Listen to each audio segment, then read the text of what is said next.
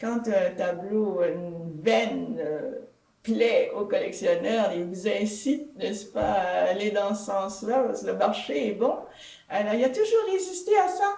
Il a toujours résisté à ça, et c'est pour ça qu'il n'a jamais été lié de longue date avec des galeristes.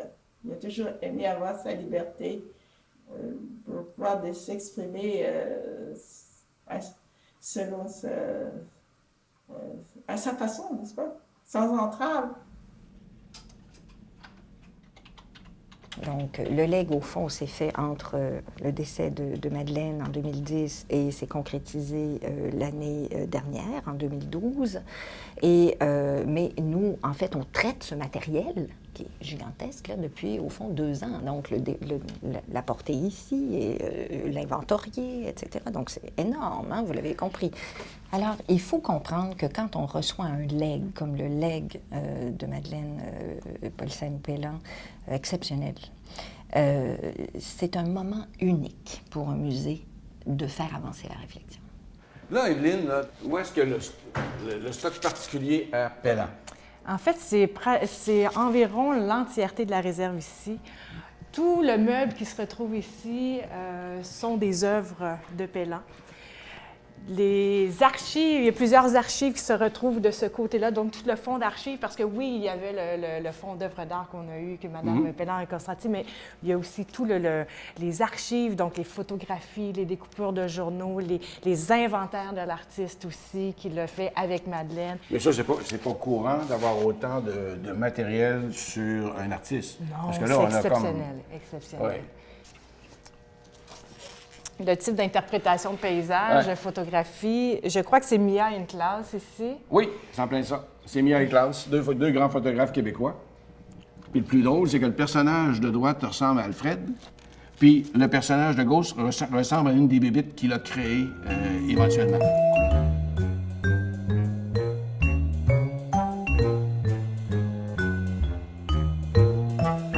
Regardez ça, là.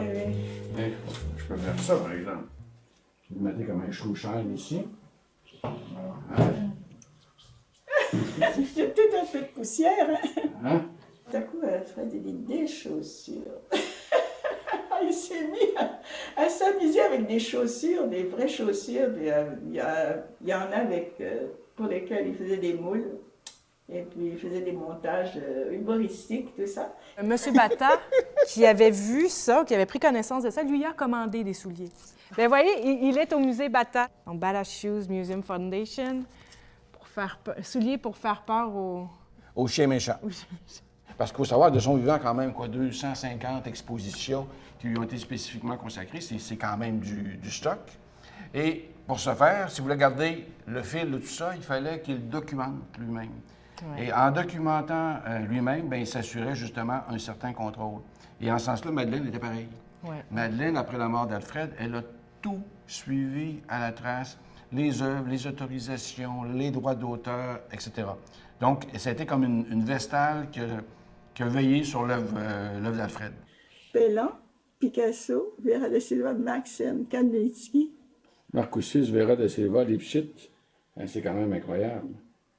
Un cahier d'art. Ça, c'était les peintres de galerie. Ben oui.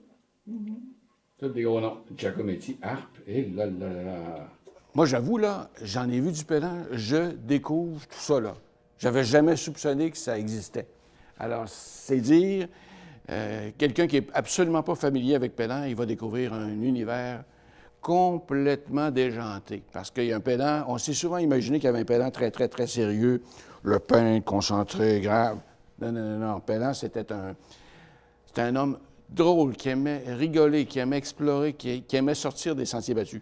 Et c'est ça que le fond nous révèle, encore plus que les œuvres officielles qu'on a souvent retrouvées dans les musées.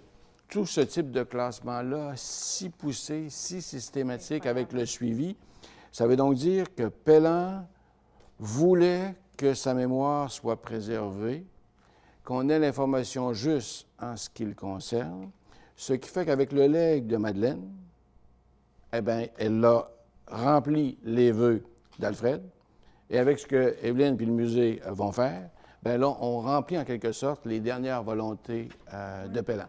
dans un geste d'appropriation où on passe du privé pour s'en aller vers le collectif.